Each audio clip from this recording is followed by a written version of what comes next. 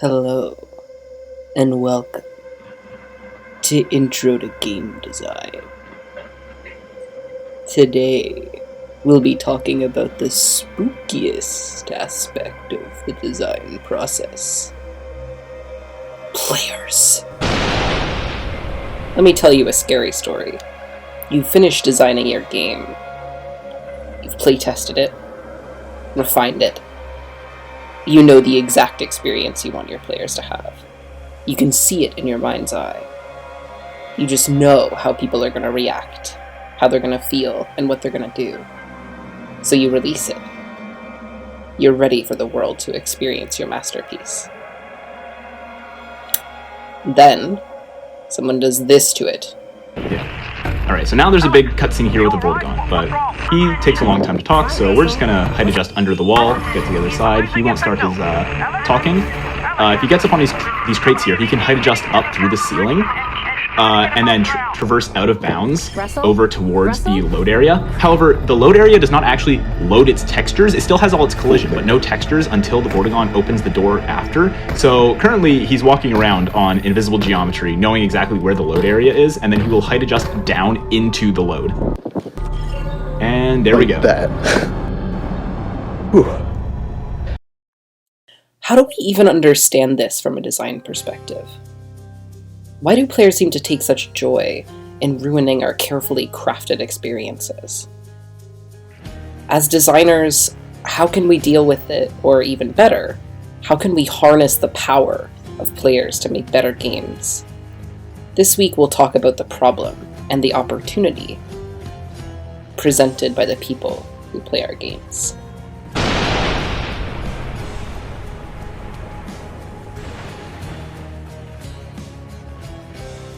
Now, the footage I showed you just now of the person jumping in VR and flying out of the level of a game called Half-Life Alyx, they're doing something which is called speedrunning.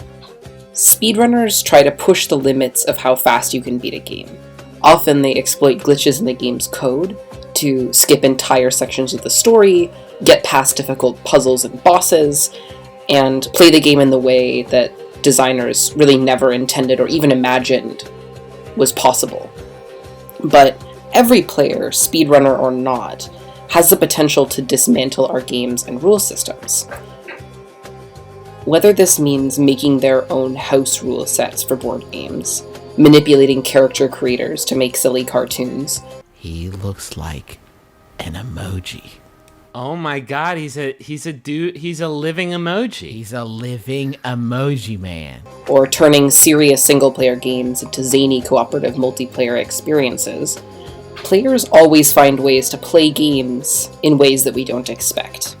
When you're making a movie or a piece of art, you can be reasonably sure that everybody who sees it sees and experiences basically the same thing. But in games, players choose what they experience. They can focus on things you don't want them to, or ignore your favorite aspects of the game. When you're designing a game, players are the biggest unknown variable. So as designers, what do we do about players? How do we understand their relationships to the game? One approach is to categorize them, and to make our games to appeal to a few specific types of players, instead of to everybody. In the 1990s, in the very early days of the scholarly study of games, there was a guy named Richard Bartle who conducted an extended study of a type of game called MUDs. MUDs, or multi-user dungeons, were some of the first online multiplayer games. The whole game was based in text. Imagine opening a terminal window if you have a Mac computer, or opening command prompt with Windows. So it's all text, but you can move through text-based rooms and encounter and interact with other players who are exploring the same rooms. Bartle spent hours observing how players explored these MUDs and interacted with other players. And he identified 4 different categories of player. The first is achievers. Achievers love making points, gaining levels, and collecting things. They're the kind of people who get excited at the idea of 100%ing a game, and they prefer games with concrete measurements of success. Second is socializers. Socializers enjoy interacting with people more than winning or losing. They might make friends through the game, enjoy funny anonymous interactions, or form relationships with computer-controlled characters, but they prefer games that help them socialize and interact. Explorers love discovering and learning new things. They like to immerse themselves in the game world and learn everything about it, from lore to scenery to glitches. They care less about the goals that the designer has laid out for them than about the experience of discovery and exploration. And finally, killers enjoy competition and victory over others. They prefer playing with other people over computer-controlled characters. Sometimes they're happy with friendly competition, other times they take joy in feeling powerful and will bully weaker players in order to get this feeling. Now, you can imagine how these player types might interact. Socializers love other socializers and might enjoy accompanying explorers on their adventures, but put them with a killer and you risk the killer bullying them. Achievers and killers make great companions, meanwhile, as they both love competition. From a design perspective, we might make a game specifically to appeal to one or two player types. For example, for killers, we could make a high-skill game with limited communication. Or for socializers, we could make a relaxed multiplayer game with very few specific goals. The problem is that not everyone fits these player types. Sometimes people are killers in one game and achievers in another. Sometimes people enjoy exploring the lore of a game, but take no interest in glitches and exploits. And sometimes social communities develop around high achievers, like with competitive games, and players aim to get good in order to join the community. So, while useful, this taxonomy of player types might not help us in every situation. Another way to approach the problem of players is discussed in your Henry Jenkins reading, Game Design as Narrative Architecture. In this paper, Henry Jenkins set out to solve a persistent problem for game scholars. Do we understand games as forms of narrative or as systems? Jenkins says both. For Jenkins, the system of a game structures the way you move through it in the same way the architecture of a building does. So people can decide how they move through a building, which rooms they want to go in and avoid, and how long they want to spend there. But the way that the building is laid out affects the kinds of experiences you have inside of it. You have different experiences in your house than you do in an office building, for example. So for game designers, Henry Jenkins prompts us to let go of the ideal specific game experience we have in our head. Instead, we should imagine ourselves as creating a structure that players can play with, redecorate, and even renovate to create the experience that they want. Now, our other reading gives us another takeaway.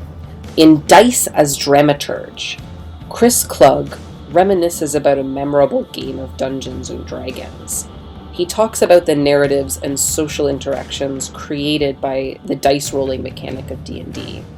For Chris, the wildly dramatic outcomes you can get by rolling a die, the tragic losses created by a 1, and the incredible highs of rolling a 20, these help to create a certain kind of social interaction.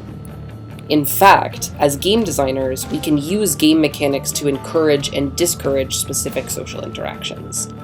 Have you ever played an online game with strangers, with no text chat, and had to use your characters' bodies to communicate in funny and creative ways?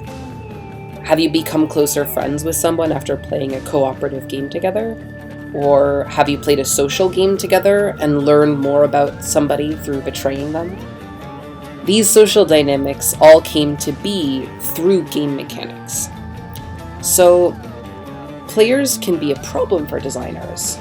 But by understanding our role as designers differently, by letting go of the idea of having one ideal experience for our games, and embracing the different experiences and motivations that players bring to us, we can start to think about how to use games to structure and enhance social interactions.